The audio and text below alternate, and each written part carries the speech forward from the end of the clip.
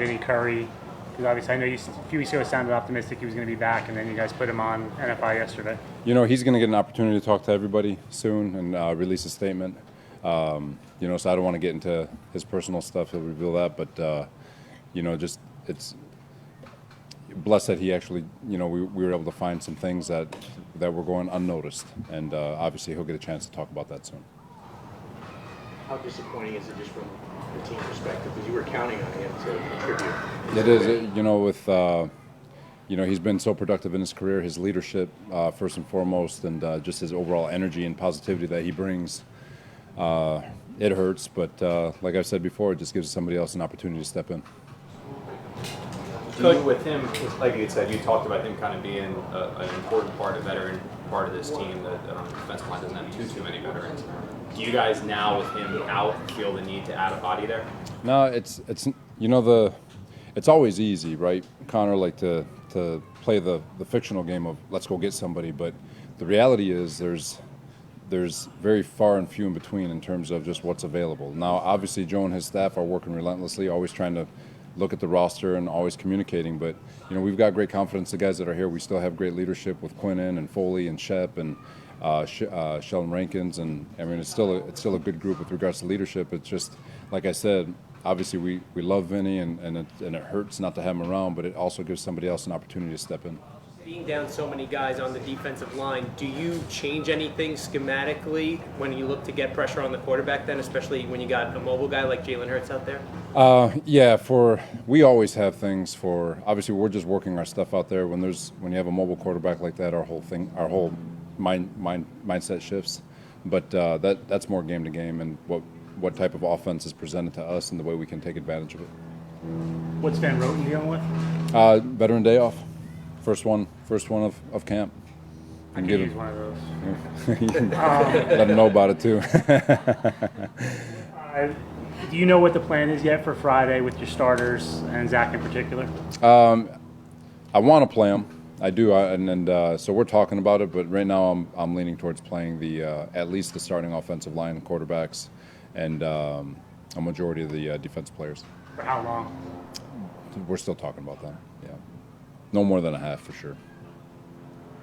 It's interesting, Robert. Right now, when you look across the league, there's so many teams that are resting their starters. Like, what is that debate like for you guys? Of you know what the risks are of a guy playing a football game, but you also want them to get the work in and get ready for September 12th. Joe and I were talking about that yesterday because half the league is not playing anyone, the other half and are playing them, and it's like, all right, and then there's young coaches who aren't playing anybody, but then the veteran coaches like Belichick and Tomlin and Andy Reid are playing their guys, and it's like, well, what's right? And it'll be a great case study over the next 5 years to see how these play out, and I'm sure eventually with all the performance staffs that are being implemented, there's going to be a really cool formula on how to approach these 3 games in this preseason with the advent of science and all that. So, we trust the way we're going about things. We got a ridiculously young team, and they are growing and learning, and all these experiences are so important to them. And I feel like they've gotten so much better from the first day of camp till now, and to pull off now, I feel like we'd be doing them an injustice. Robert, do you think that last year when there were no preseason games, when COVID kind of ended all of them, and teams had to prep for the regular season with nothing but training camp practices and a couple, well, actually there were no training workouts, but just training camp practices, do you think that changed the perception of preseason games and playing your starters, where coaches saw, well, no, we can prep without having these guys play, that's how we're going to do it from now on? I think it depends on the success you had during last season. From my point of view, it was we didn't get a correct offseason, and it resulted in the first 4 weeks being an absolute bloodbath for our football team. We were healthy during camp like everyone else was, but those first 4 weeks really hurt San Francisco. And but there's other teams who were able to avoid all of that and scoot through the season healthy. So I think it comes down to personal experience. I still think injuries are part of luck, especially with some of the ones that happened to us. McDermott's, he gets kicked. Somebody falls on Jared. Like, these are things that they're not lower extremity injuries, non-contact injuries. These are freak injuries, and which are unfortunate, but I don't think it's a result of whether you're working or not. Those are things that are just unfortunate. What's P. Ryan's situation? He's dealing with a foot. I don't have a time frame yet. He's still being evaluated. And do you think ABT and Elijah Moore will go on Friday? I doubt it. I doubt it. What do you feel like you got out of the last 2 days? Again, like for us, like from a quarterback standpoint, I feel like he's had a very productive camp in that, you look at our defense, you look at the Giants' defense, you look at Green Bay's defense. The Giants having a little bit of the Belichick stuff. You look at Green Bay with a little bit of the Fangio stuff. You look at Philadelphia with a little bit of the Colts stuff and what they do. So that's 4 of the major defenses in football that he's going to see week in and week out. So for him to see all of that has been very productive and mindful in terms of his development. The competitive stuff, this is a veteran offensive line and defensive line, so to get our guys and really good, very talented offensive and defensive line, so to get that work against them, to get the work against the Hall of Fame. I mean, just the amount of work that we've gotten against some of the not only units but players and all that stuff. I think they're priceless personally. So you guys know how much I love those inter squad practices, but so I feel like it's been very good. Robert, we've talked to you a lot about Mackay and some other players on the roster from last year, and you said, well, they didn't really have a training camp, they didn't really have an off-season. When it comes to Vera Tucker, his injury happened so early that, he's a guy you're clearly going to be relying on. He's a guy who you love his physical talent, but now he's a rookie who basically has not had an on-field training camp. Does that raise any concerns that No, he hasn't had those reps out there? Because the one thing I think a lot of people miss is that those guys also didn't have an OTA. So at least Vera Tucker had an OTAs. Elijah had OTAs, and they had a first week of training camp, and so they were able to go through that and have at least some of it. So they're not completely bare. And then on top of it, with this training camp, like there's been so many more reps that we've been able to get in these training camps because of walkthroughs and because of the amount of game reps and practice. Like there's more stuff that they can absorb mentally and with just their visual eyes. So I feel like it's a lot different than what happened a year ago. There's less distraction with regards to the protocols, and there's more focus on football, and there's less social distancing with the vaccinations and all that. So there's more communication with one another. There's less Zoom meetings and more personal interaction. So I feel like all those equate to just a better experience for the rookies this year than a year ago. How do you feel about what you got done during camp? Say it one more time. How do you feel about what you got done during this camp?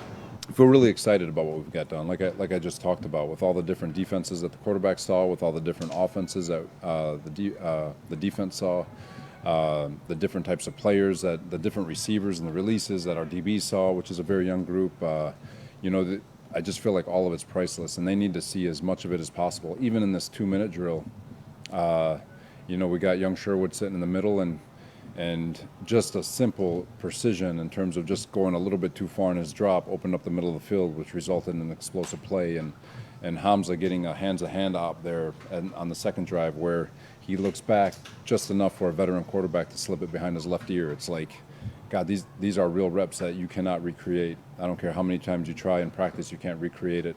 And for them to get those moments, to see it on tape and learn how to adjust for the next time that happens, because it will. You can't.